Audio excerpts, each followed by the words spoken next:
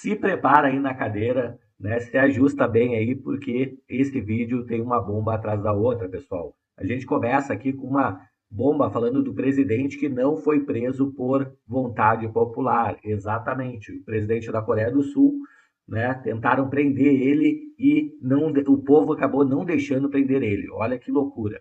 Além disso, pessoal, ainda nesse vídeo aqui, o advogado da Natuza, lá da Globo News, detona o policial que falou com ela, que xingou ela no supermercado. Além disso, o Alexandre de Moraes vai trazer um recadinho aí para você, brasileiro, né, para você que está atento aí à política, ele vai trazer uma notícia para você, ok? Além disso, Lula foi convidado para a posse de Maduro. Será que o Lula vai na posse de Maduro? Bom, tudo isso e muito mais nesse vídeo de hoje. E a gente já começa aqui com uma enquetezinha, né, de hoje, sobre o que você acha que o Lula deve fazer aí, né? Será que ele acertou em enviar o embaixador para a posse de Maduro? Me diz aí nos comentários se sim ou se não, né? Porque o Maduro, agora no dia 10 de janeiro, né, ele, em teoria, teria que passar a faixa presidencial para o Edmundo, né, que ganhou as eleições comprovadamente, né? Só que o Lula quer mandar um embaixador para a posse do Maduro, sendo que o Maduro não foi o eleito pelo povo, né? Então me diz aí nos comentários o que você acha dessa enquete aí, se sim ou se não, se você concorda ou não com isso, tá bom? Então já vamos aqui para a primeira notícia, pessoal. Militares impedem a prisão de presidente afastado da Coreia do Sul. Agentes cumprem, né, mandado contra Yoon Suk-yeol, mas grupo que integra a unidade de defesa de Seul não teria permitido, né? Então chegaram lá para prender o presidente da Coreia do Sul e o povo não deixou. Cerca de 5 horas, né, depois de chegar à residência presidencial, os agentes da CIO deixaram o local, né? Em comunicado à imprensa, o órgão diz que vai analisar os próximos passos, né? Decidimos que executar o mandado de prisão seria praticamente impossível por conta do constante enfrentamento e cancelamos a execução por preocupações a respeito da segurança de agentes no local, dada a resistência apresentada. Pessoal, tinha mais de 1.000 pessoas. Nós lamentamos o comportamento do suspeito, que se recusou a cooperar com os procedimentos legais, né, declarou o CIO, o órgão da polícia deles lá. Próxima notícia que a gente traz aqui, pessoal, um vídeo aqui da Oeste, né, falando aí que o número de aliados de Bolsonaro presos por Moraes cresce a cada instante. Vamos ouvir aqui o que tenha para falar aqui. E sempre foi assim, Brown, não só no Supremo Tribunal Federal, com esses dados que você traz aqui, são do jornal o Globo, salvo engano, como também no Tribunal Superior Eleitoral, quando Alexandre de Moraes presidiu as últimas eleições para presidente da República, governadores e Congresso e Assembleias Estaduais em 2022. À época, eu me recordo que eram questões de pouquíssimos minutos e a decisão já saía, pronta. O ministro Alexandre de Moraes já expedia a sua decisão. No Supremo Tribunal Federal não é diferente. Parece que a capa importa, sim, para ele e para a sua equipe, repito, falei isso agora há pouco, há um grupo, são auxiliares, ninguém é capaz de conduzir 21 inquéritos, por exemplo, de forma solitária, sozinho. Não, ele tem uma equipe e parece que todos seguem e rezam a mesma cartilha. Mas o ponto é, são inquéritos, são decisões justas? Aí fica a pergunta. Porque a resposta para essa pergunta, e aqui ninguém está querendo ser juiz da vez de lugar nenhum, nem bacharel em direito eu sou, mas a pergunta que fica é, determinadas pessoas que estão sendo investigadas e condenadas pelo Supremo Tribunal Federal, a última corte recursal do país, a corte guardiã da Carta Magna, deveriam estar sendo julgadas pelo Supremo Tribunal Federal?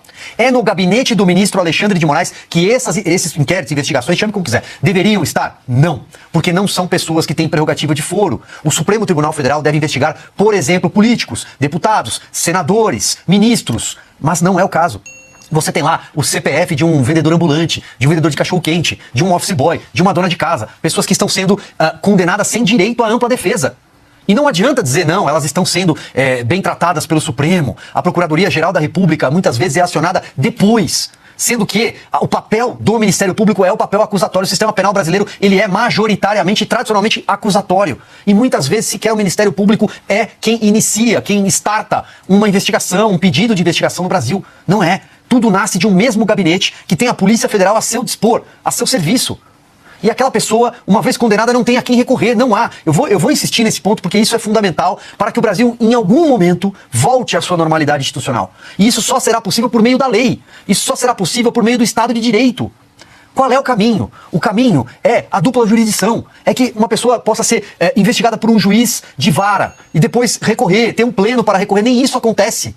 Aliás, sequer os advogados, por exemplo, já que a gente falou do 8 de janeiro aqui, daquele tumulto, daquela tarde que terminou de uma forma que ninguém gostaria, aquele tumulto gerou uma série de condenados, muitos condenados com uma tornozeleira eletrônica em casa e outros condenados atrás de uma cela de um muro de pedra, vendo seus filhos crescerem do outro lado, sem que sequer tenham cometido crime, sem que a materialidade tenha sido comprovada porque não houve a devida individualização da conduta. E a pergunta é para quem eles vão recorrer? Só resta Deus, porque não há quem recorrer. Tudo passa pelas mãos do ministro Alexandre de Moraes até quando nesse país? Eu acho que está na hora do Brasil virar essa página. Mas a gente sabe quem não quer virar essa página. É o Supremo Tribunal Federal e o presidente Lula da Silva, que aliás é capaz até de fazer algum ato para comemorar o 8 de janeiro daqui a pouco. Aí, pessoal, então, apresentador da Oeste aí falando com todas as letras aí da perseguição a opositores do governo, tá? Pessoal, próxima notícia aqui. Maduro oferece $100 mil por captura de González. O opositor viaja para a Argentina, né? Então, González estava na Espanha, onde recebeu asilo político, mas deve se encontrar com o presidente Javier Milei em Buenos Aires, tá? Então, aqui uma outra notícia aqui da CNN. Edmundo González visitará Milei, apesar de recompensa oferecida pela Venezuela. O encontro deve acontecer, pessoal, amanhã, dia 4, tá? Então, há dias da posse marcada para o dia 10 de janeiro. Pessoal, tá todo mundo querendo saber o que vai acontecer no dia 10 de janeiro. Será que o Edmundo vai assumir? Será que o Maduro vai continuar no poder? Me conta aí nos comentários. Milei qualifica o governo chavista de ditadura e teve seus diplomatas expulsos da Venezuela após as declarações questionando o processo eleitoral do país. Desde então, o Brasil assumiu a representação da Embaixada Argentina em Caracas e dos interesses do país em território venezuelano. Recentemente, pessoal, um suboficial de Gendarmeria, uma das forças de segurança da Argentina, foi preso na Venezuela e aí acirrou ainda mais o conflito entre Argentina e Venezuela. O governo Milei afirmou que o agente foi sequestrado pelo chavismo, que afirma que o policial teria ido ao país para cumprir uma missão contra o governo, mas na verdade ele foi visitar a mulher e o filho que são venezuelanos, né, pessoal? Isso aí a gente já ficou sabendo. Próxima notícia aqui, Lula não vai comparecer à posse de Maduro na Venezuela. Lula ele deve enviar representante à posse de Nicolás Maduro como presidente da Venezuela. Os dois se afastaram após tensão entre países. Me diz aí nos comentários, pessoal, sobre a nossa enquete. Você acha que o Brasil deveria mandar um embaixador para a Venezuela para atestar o regime da ditadura de Maduro, sendo que ele perdeu as eleições? Me diz aí como a entidade internacional, como os países aí ao redor do mundo vão olhar esse movimento do Brasil, né? A decisão de enviar diplomata para a posse surge após meses de tensão na relação entre Brasil e Venezuela. A crise teve início após as eleições presidenciais venezuelanas em 2024, quando Maduro foi reeleito para um terceiro mandato em pleito ainda cercado de incertezas e de falta de transparência. Cercado de incertezas nada, né, pessoal? Com certeza foi fraudada essa eleição e as atas provaram isso. Desde então, o regime chavista tem feito críticas públicas contra o governo brasileiro e o presidente Lula. Aqui mais uma notícia que está rolando aí pela internet, que Lula enviará a embaixadora à posse de Maduro após não reconhecer resultado de eleição na Venezuela. É muito engraçado ele não reconhecer o resultado da Venezuela e mandar uma embaixadora para a posse, né? Tanto a oposição local quanto parte da comunidade internacional afirmam que a votação foi fraudada. O governo brasileiro pressionou, sem sucesso, autoridades venezuelanas a mostrar atas das urnas, o que não foi feito. Mesmo assim, ele insiste. Pessoal, Alexandre de Moraes do STF aqui tem um recadinho para os brasileiros. Vou dar play aqui para vocês verem. Ainda comemorar dia 8 está praticando crime, porque está comemorando a tentativa de golpe, está instigando uma nova tentativa de golpe. Então seria muito importante que essas pessoas tenham muito cuidado com o que vão fazer. É porque depois vão acusar o Ministério Público, o Poder Judiciário de serem rigorosos demais.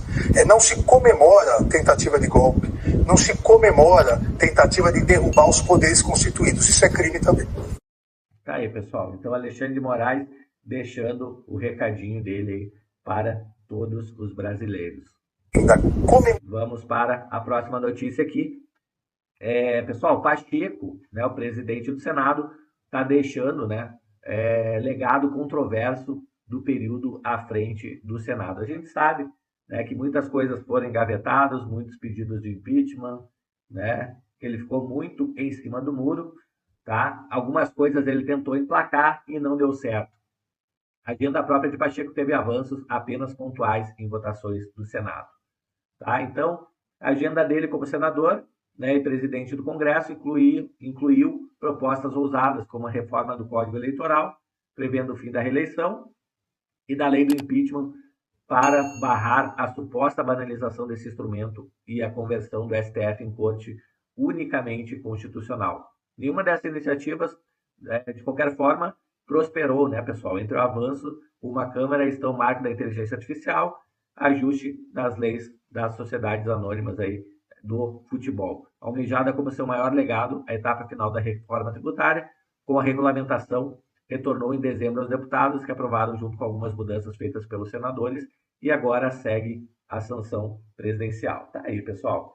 Aí a gente vai para o outro presidente agora da Câmara de Deputados, né, o Lira. Integrantes do governo estão divididos sobre Lira virar ministro do governo Lula.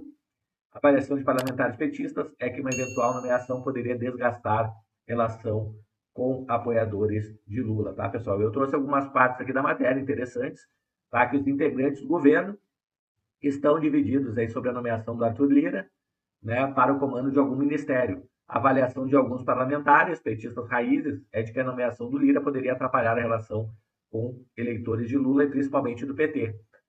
Já os membros da ala política do governo avaliam que uma eventual chegada de Lira poderia ser uma maneira definitiva de construir uma base mais sólida do governo no Congresso Nacional. Eles defendem, inclusive, a concessão de mais pastas para o partido de centro. Pessoal, vamos ver uma outra notícia aqui, tá? Sobre o déficit das estatais, né? Sobre a gestão aí do governo Lula. Vamos dar uma olhadinha aqui sobre o que está falando aqui o G1, tá? Então vamos lá. É isso mesmo, Andréia. Como você disse, esse levantamento, essa comparação, ela considera empresas estatais que fazem parte da máquina do governo federal. E elas atuam nos mais diversos setores, como infraestrutura, logística, entre outros. E juntas, essas empresas registraram um déficit, um rombo de quase 4,5 bilhões de reais. Isso de janeiro a outubro. E tudo indica que elas vão encerrar o ano com o pior resultado da série histórica do Banco Central, que começou em 2009. Nós separamos para vocês uma tela para explicar essa série histórica do Banco Central com esses resultados nos últimos anos dessas empresas, né? E com base, né, nesse gráfico, a gente vê que o resultado foi majoritariamente negativo até 2017. Depois, em 2018, essa tendência se inverteu e o resultado ficou positivo, mas só até 2022. No ano passado, ele voltou a ficar negativo, né? Voltou a ficar no vermelho, assim como é a clara tendência de 2024, que caminha para ser o rombo recorde, né? O maior rombo da história dessa série do Banco Central. Tá aí. Então, só para vocês verem o que é. É isso mesmo, Andréia, como você... O PT, né? Pessoal, outra notícia aqui, advogado de Natuza Neri, lá da Globo News, cobra punição exemplar a policial. Né? O policial estava paisana no mercado, ele fez uma crítica, tá? Pelo que a gente sabe aqui, e está sendo processado, né? Então, Augusto de Arruda Botelho afirma que a medida é necessária. A gente abordou o jornalista em supermercado de São Paulo e falou em aniquilar quem trabalha na TV Globo. O advogado da jornalista, né, a Natuza Neri, afirmou que o policial acusado de ameaçar a apresentadora em um supermercado na região de Pinheiros, São Paulo, né, na noite de segunda-feira, deve receber uma punição exemplar para que episódios como esses não se repitam. Tá? Ao Poder 360, o advogado disse que o caso contra a jornalista não é um fato isolado, e que nos últimos anos agressões verbais contra profissionais de imprensa têm crescido gradativamente. Tá? Então, o que você acha, pessoal? O policial ele estava à paisana, estava de folga. Então, ele era nada mais, nada menos que uma pessoa qualquer. Em momento nenhum, pelo que a gente tem notícia aqui, ele se identificou como policial. Ele fez uma crítica ao trabalho dessa jornalista na televisão, né, pessoal? Coisa que acontece muito, né? Então, crítica, acredito que faz parte aí, de qualquer trabalho público. Bom, vamos lá. Próxima notícia aqui. PL em São Paulo começa 2025 insatisfeito com pouco espaço da prefeitura. Integrantes aí reclamando das escolhas aí do prefeito Nunes para secretariado em segundo mandato na capital. A bancada de vereadores do PL, né, começou o ano aí de 2025 demonstrando insatisfação com o espaço concedido ao partido pelo secretariado aí do Ricardo Nunes. Né? A reclamação que já chegou aos ouvidos do prefeito é que a legenda de Jair Bolsonaro não deve assumir cargos em pastos relevantes e com orçamentos robustos. Tá? E aqui uma outra notícia, pessoal, de cortar 100 milhões de reais em 100 dias. É o que está falando o Abílio, né, sobre despesas em Cuiabá. Tá? Ele foi eleito prefeito e falou sobre a dívida da prefeitura aí, tá? Que ele está enfrentando, estimada em 1,2 bilhão de reais, e diz que pretende regularizar os pagamentos atrasados dos servidores da saúde. Então tá aí, prefeito novo entrando com uma dívida gigantesca, tá, pessoal? Ele foi eleito com 53,8% dos votos, tá? E ele planeja cortar aí 100 milhões de gastos supérfluos e contratos mal geridos aí nos primeiros 3 meses de gestão, uma dívida aí de 1,2 bilhão de reais, tá? Imaginou você assumir uma prefeitura com essa dívida? Pessoal, chegou até aqui no vídeo, ajuda a fortificar esse canal, que é um canal de direita, um canal conservador. Então já se inscreve no canal, curte o vídeo, faz o seu comentário aí da enquete, né? Você acha que o Lula deveria mandar um embaixador ou não para a Venezuela, para cobrir lá a posse do Maduro? Bom, a gente se vê amanhã em um próximo vídeo. Um grande abraço, até mais, tchau, tchau.